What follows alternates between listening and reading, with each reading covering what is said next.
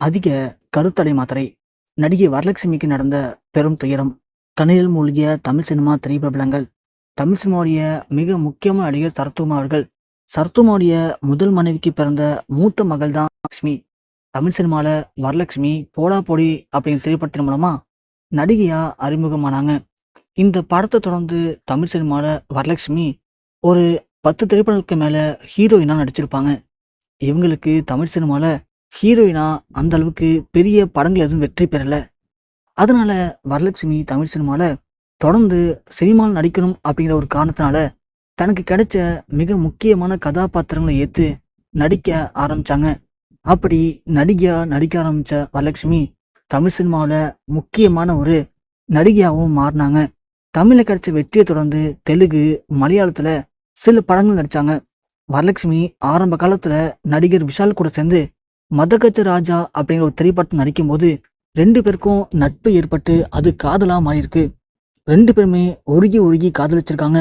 2 பேரும் திரும்ப படிப்பாங்க அப்படின்னு தமிழ் சினிமாவில் இருக்கிற எல்லாருமே எதிர்பார்த்தோம்.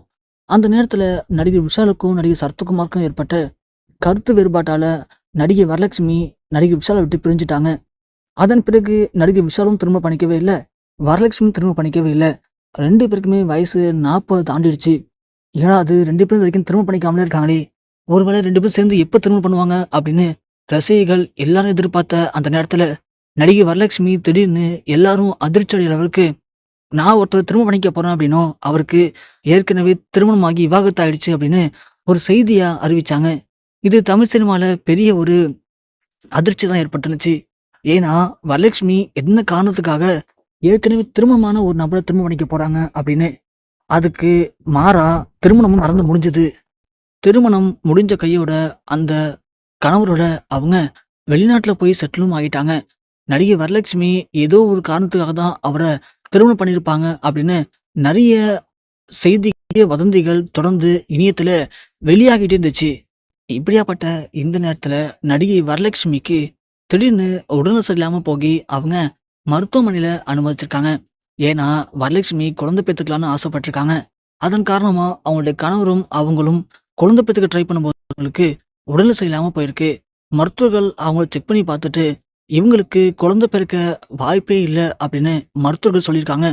என்ன காரணம், எதனால அவங்களுக்கு குழந்தை பிறக்காது அப்படின்னு அவருடைய கணவர் செக் பண்ணி பார்க்கும்போது தான் அவங்க சொன்ன விஷயங்கள் அவங்க குடும்பத்துல பேரதிர்ச்சி ஏற்படுத்தியிருக்கு. ஏன்னா நடிகை வரலட்சுமி அவங்களுடைய ஆரம்ப காலகட்டத்துல ஒரு சில தவறான மாத்திரைகளை அளவுக்கு அதிகமா உட்கொண்டிருக்காங்க.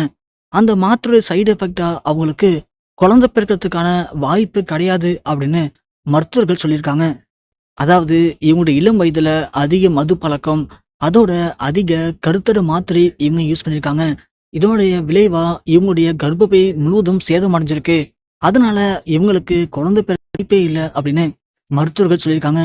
இந்த செய்தி வரலட்சுமிக்கும் வரலட்சுமி கணவருக்கும் பயங்கர அதிர்ச்சி ஏற்படுத்தியிருக்கு.